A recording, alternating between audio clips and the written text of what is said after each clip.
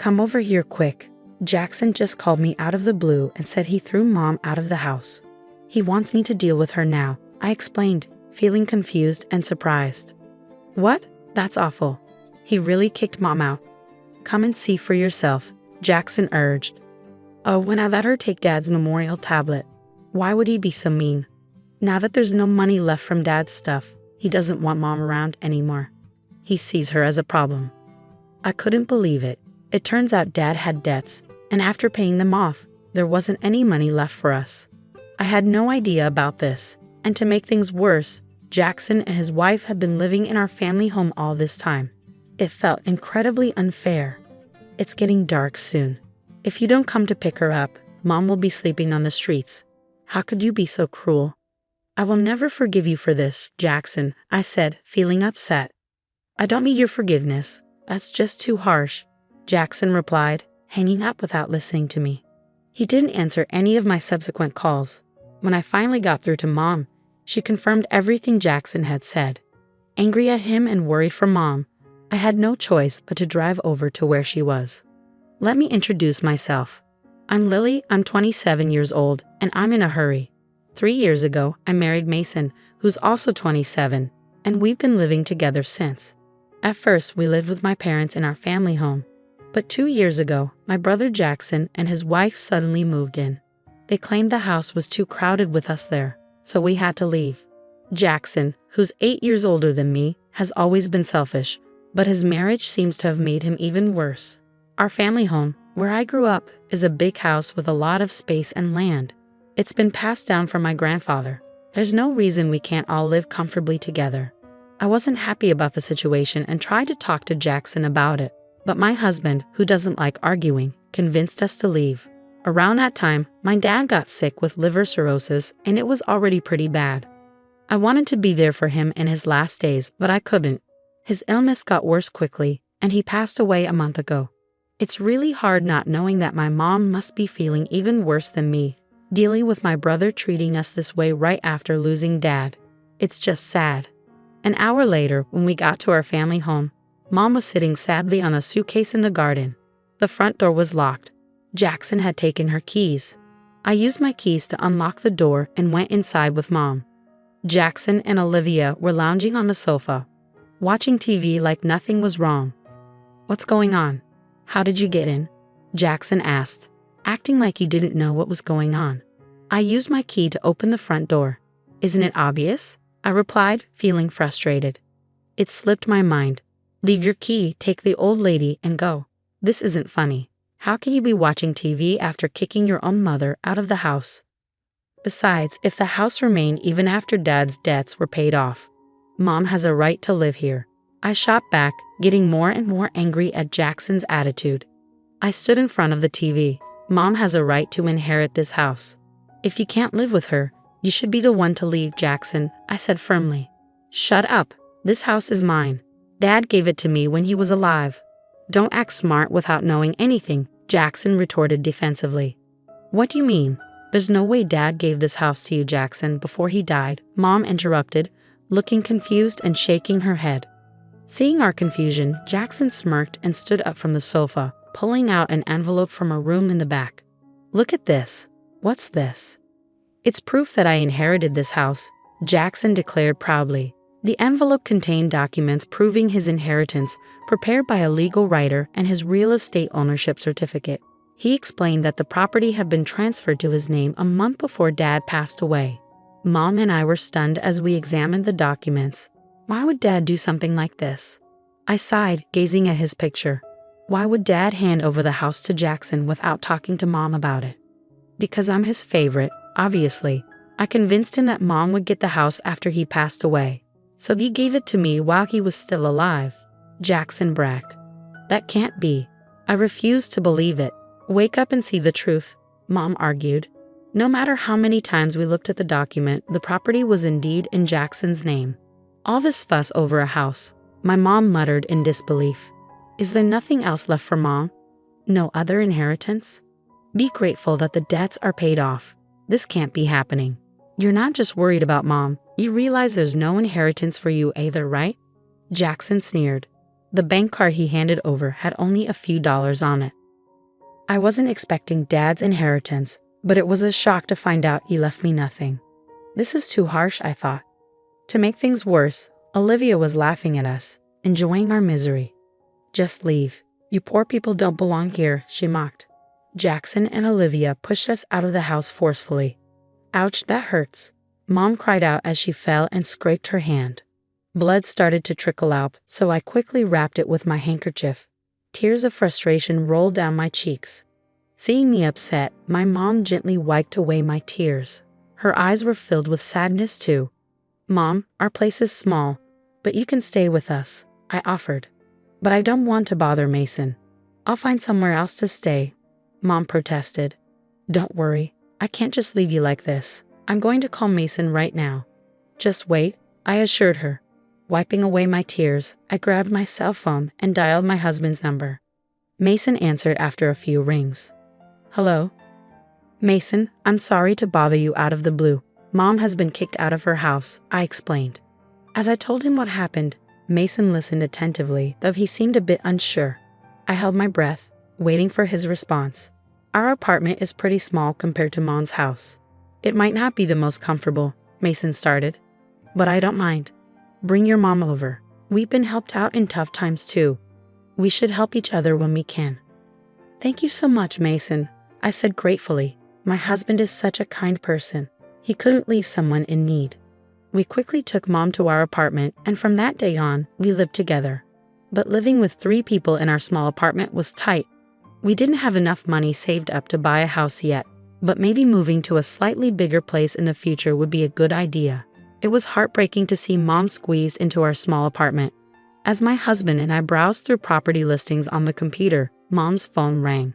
After a brief conversation, she dropped a bombshell. Why don't we move to my Highlands condominium? She suggested. Hold on, what Highlands condominium? I asked, completely surprised. Mom went on to explain that my wealthy grandfather had been a big spender, leaving my grandmother with no choice but to sell their farmland to keep up. As for Dad, he was also known for spending a lot. And besides the house, we didn't have many assets. Worried about our future, Mom had wisely invested her earnings from before she got married in real estate. My husband and I were floored. It turns out, Mom not only owned a condominium in the Highlands but also managed an apartment building, earning a significant income from her investments. I can't believe it. I'm sorry for not telling you sooner, Mom apologized. Anyway, the management company just called. There's an opening in the Highlands condominium. We can move in next month. What do you think? She proposed. We couldn't refuse such a generous offer. Plus, the Highlands condominium had 3 bedrooms, a living room, a dining room, and a kitchen, all just a 5-minute walk from the station. It was much more comfortable than our current situation. Thank you, Mom, but we might only be able to afford the same rent as we do for the apartment. I expressed my concern. You don't need to worry about that. We have to do things properly even if we're family, my mom insisted. Oh, I need to let the landlord know we're moving out. Seeing my husband and me smiling with happiness, Mom's face lit up too. Time flew by as we got ready to move into our new home at the Highlands condominium. Before we knew it, 2 months had passed since we settled in. As I was getting ready to go shopping, I was surprised to see the Jackson couple suddenly appear at the entrance of the condominium. Why are you, a poor person, living in the Highlands condominium? Did you come into some money or what? Olivia sneered. Of course not. The Highlands condominium has always belonged to my mom, I replied firmly. Both Jackson and Olivia were shocked. What?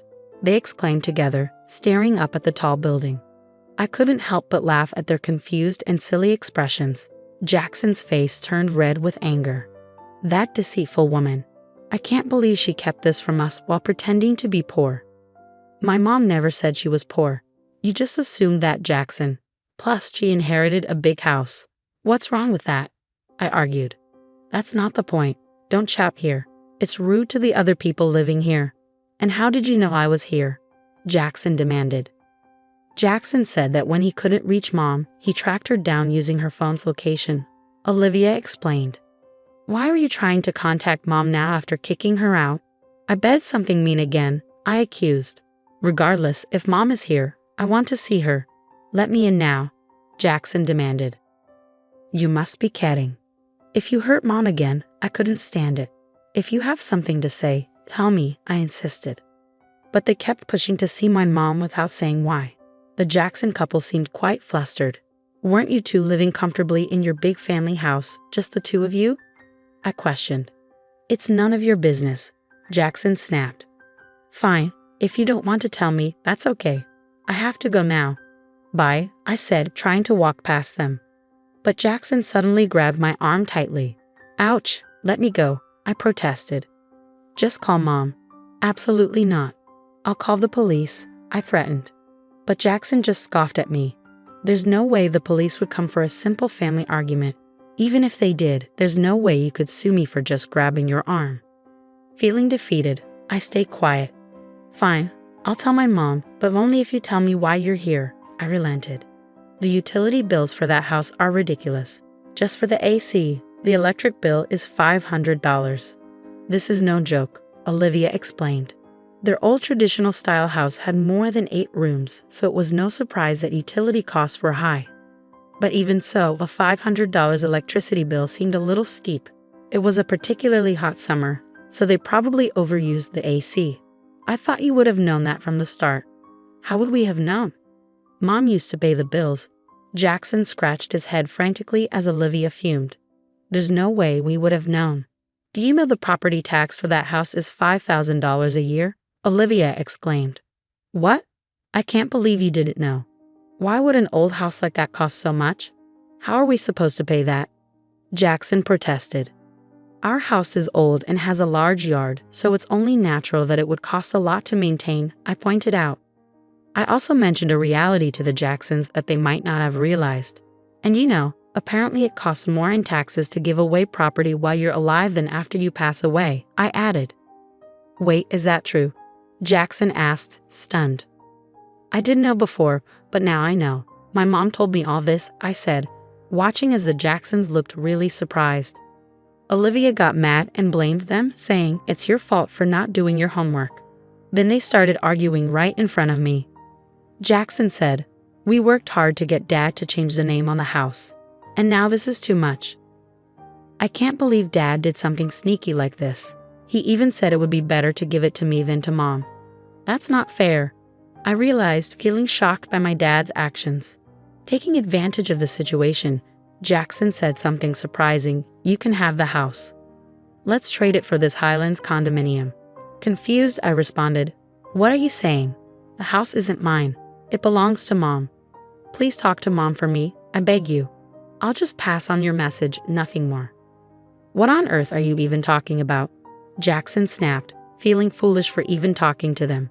I gave up on shopping and started walking back into the Highlands condominium through the entrance. But the Jacksons tried to follow me, which surprised me. I'll sue you for trespassing, I warned them. You just said that wouldn't be a legal problem, Olivia shot back. It seems like they won't understand until they face a real consequence, I sighed in frustration. I called out to the management office next to the entrance. Excuse me, could you please call security? Someone who doesn't live here is trying to get in. Wait a moment, the security guard, who was always on duty at the Highlands condominium, rushed over immediately. With the big security guard standing in front of them, the Jacksons looked startled. Once again, I warned them to avoid a repeat of the situation in the future. I didn't call the police just now because you only grabbed my arm. But if you try to use force or come back to the Highlands condominium, I will really call the police, understand? Don't make us do that. If I see you again, I'll report it, so go back to your mansion from Dad. Got it? I told them firmly. Looking scared of the police, the Jacksons quickly backed off. I returned to my apartment and told my mom about what happened with the Jacksons. But why did Dad let Jackson inherit the house? I asked, feeling sad. My mom smiled. Dad must have had a reason when he let Jackson inherit the house. He didn't want to trouble-meter you, Lily. Even though Dad wasn't very interested in money, he cared a lot about me. Remember, he always said he loved you, Lily, so much, she added. Really? I was so happy to hear that my dad cared about me so much. When my mom heard about the house from Jackson, she muttered, "Is he going this far?" Because she realized he had given Jackson a serious punishment, even though Jackson was always selfish. You knew how Dad felt, Mom? I asked, surprised.